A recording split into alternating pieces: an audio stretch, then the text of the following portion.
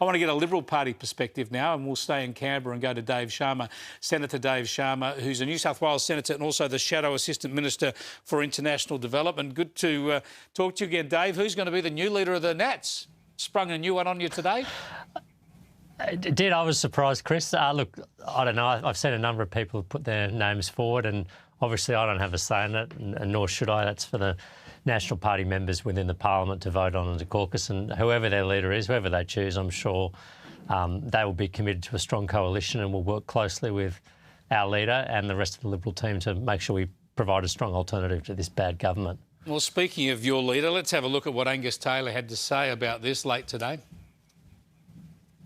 I have found David to be a committed coalitionist as well. And this is incredibly important because we've had a difficult time in the coalition.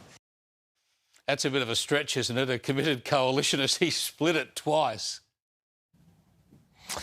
Look, I think we've had a difficult time as a coalition, as Angus said, and you know, I noticed David Littleproud addressed some of that during his press conference today. Look, I think it's important here that we let those bygones be bygones and we just make sure that the coalition stays together and works together from here on in. All right, let's get back to issues I wanted to discuss with you before all this unfolded, and that is primarily the fate of the Iranian women. 5 brave women have defected, sought asylum in Australia. It's been granted to them.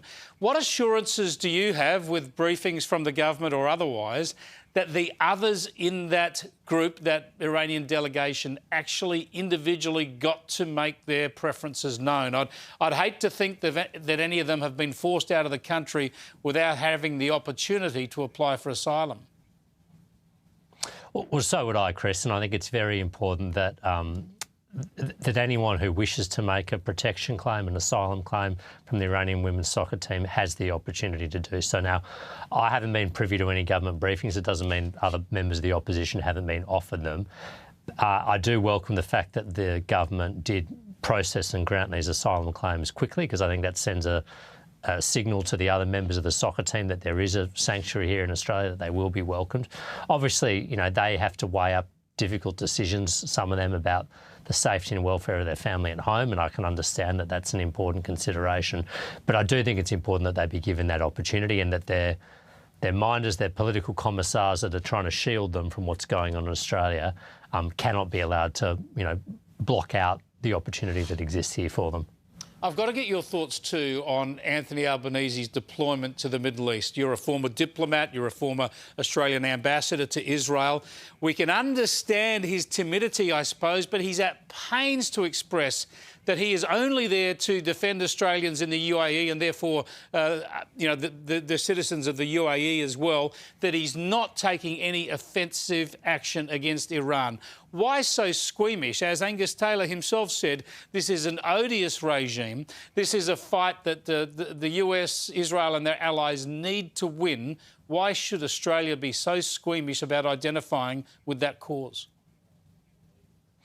Well, look, we have a clear national interest, Chris, in not only helping our allies defend themselves from Iranian aggression, the UAE and others, but also we have a clear national interest in seeing an Iranian regime that is either no longer governing the country or has been substantially degraded. I mean, this is a country that has exported war, exported terrorism, including to Australia, that pursues, you know, nuclear weapons, nuclear enrichment, ballistic missiles.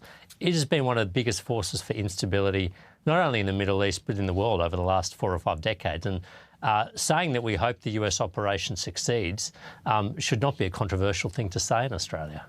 Yeah, spot on. Thanks for joining us, Dave. I appreciate it. Liberal Senator and frontbencher Dave Sharma joining us there.